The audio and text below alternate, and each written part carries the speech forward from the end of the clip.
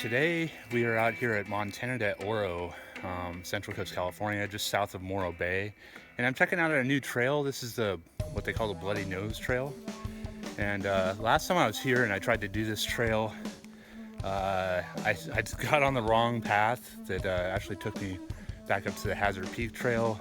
And then when I found the right trail, I ran into some naked people, and I was kind of frustrated that day. I just turned around. So I came back today.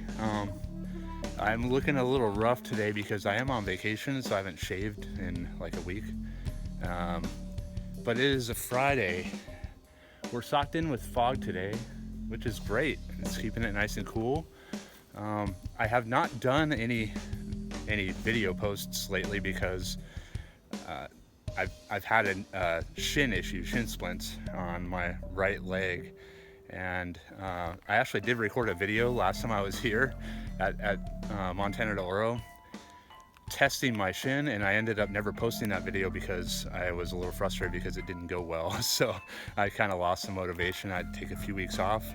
So today we're going to try to get in 10 miles.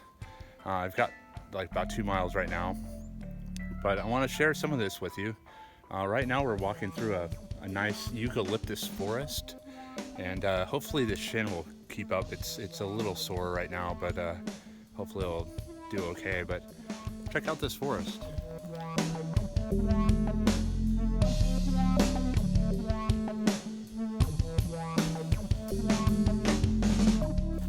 Maybe I should have noticed this before, but this definitely is not a naturally occurring eucalyptus forest. As I'm climbing up this hill, I see that the trail goes pretty much right down the middle, and that there's like a gap between the trees there.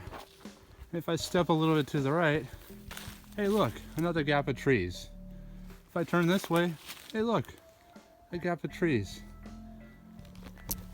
So clearly these were purposely planted this way, and probably a long time ago, because they're pretty tall, some really big ones here. So I should know almost nothing is naturally occurring anymore. So humans have made their mark everywhere. So but it's still beautiful, especially in this fog, and it's kind of nice to see the trees actually seem to be doing okay.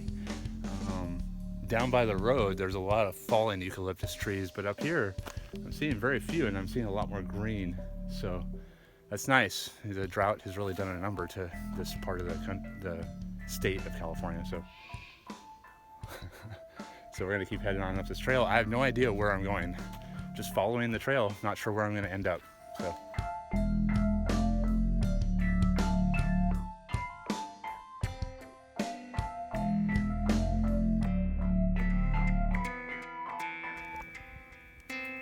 one drawback of running on trails that I've never been on before is you sometimes end up in a place you didn't really want to be. So I just got up to what is called the Cable Trail. It's not really a trail, it's like a really sandy fire road. And when I looked at the map, it looks like it just doesn't look like the kind of trail I want to be on. It looks like a horse path, and it runs right alongside of the road, which I didn't know was just right up there. So I'm gonna head back down the Bloody Nose Trail and head up towards Hazard Peak, and we'll see how that goes. Just exploring, seeing what's out here. So the trail is incredibly sandy, and it's almost definitely caused by horses. Horses just destroy trails. There's horse crap everywhere. The trail is so sandy you can't mountain bike this, and it's hard to even run it because it's so sandy. It's like a real fine sand. So and I don't know, I'm not a proponent of having horses on the trails. They're really destructive, so really cause a mess. So we're heading back down though, so let's go.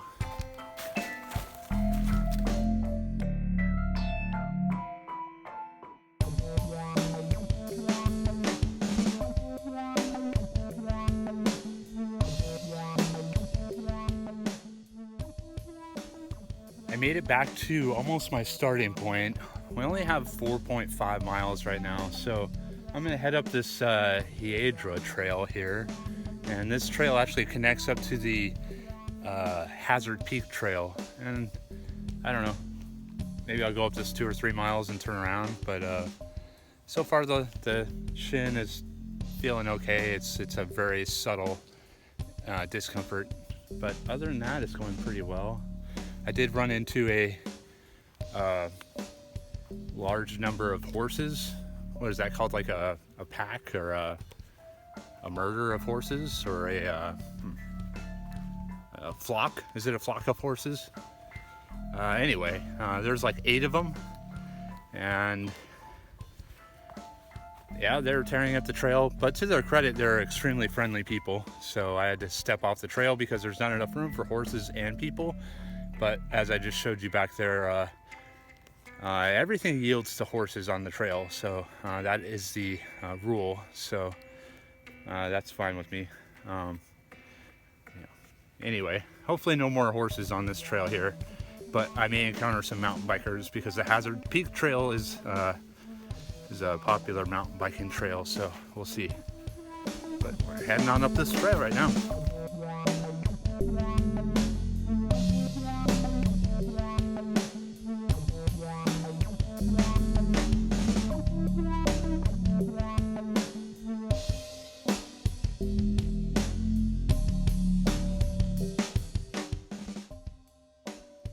I think I said I'm going to do 10 miles today, and as I have been climbing this hill, I've changed my mind. I'd love to do 10 miles, but I'm a little worried I don't want to overdo the running too fast, which is what caused my shin splint to begin with. So over the last week and a half or 2 weeks, the longest distance I've done was 4 miles. And now I think right now I'm at about 6.3 miles. By the time I get back, I'll probably have 8 miles. So that's quite an increase in mileage. And I don't think I mentioned this before, but the type of shin splint I had, there's 2 types. It's muscle related, and there's tiny stress fracture related shin splints, according to my research at least. And I stayed off my feet for 3 weeks, and it's still, I could still feel it was still sore. So I don't think it was muscle related. I think it was stress fractures. And it all started on a 20-mile run, by the way.